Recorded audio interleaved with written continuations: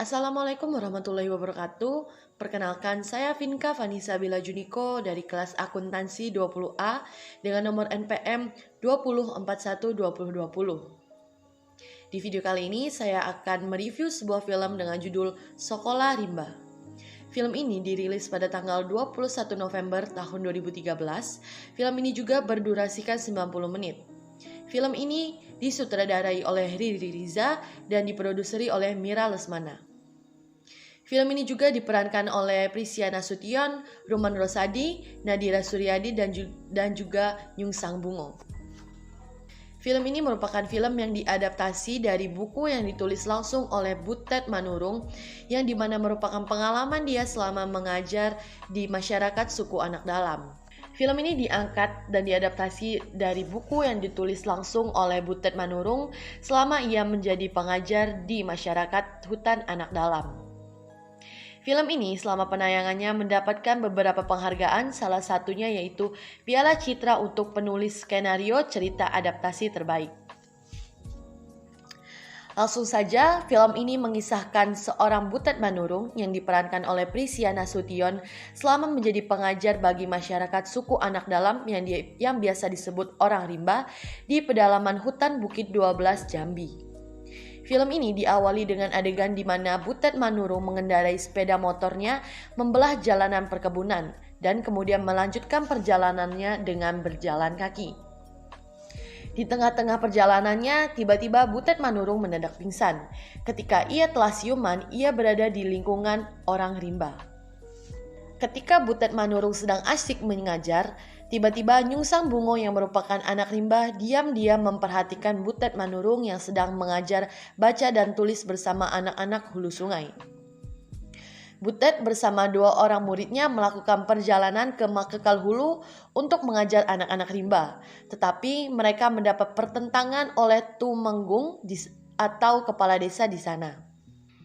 Dengan sikap yang optimis dan juga pantang menyerah, untuk melancarkan tekad bulatnya mengajar anak-anak Makekal Hulu, Butet Manurung harus menumpang di rumah seorang transmigrasi yang bernama Ibu Paria.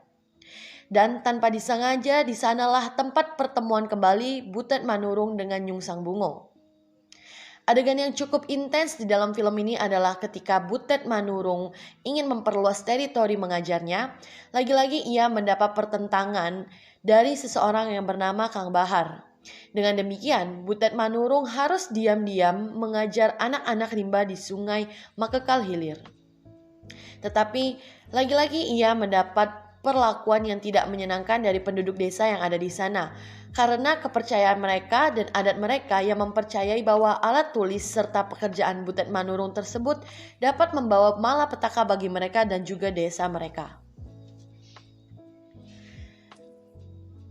Klimaksnya adalah ketika Butet Manurung diusir oleh Tumenggung atau kepala desa di sana, tetapi Butet Manurung berhasil mengatasinya dengan cara meminta pertolongan kepada seseorang warga transmigrasi yang tinggal di perbatasan untuk bisa mengajar anak-anak rimba di sana.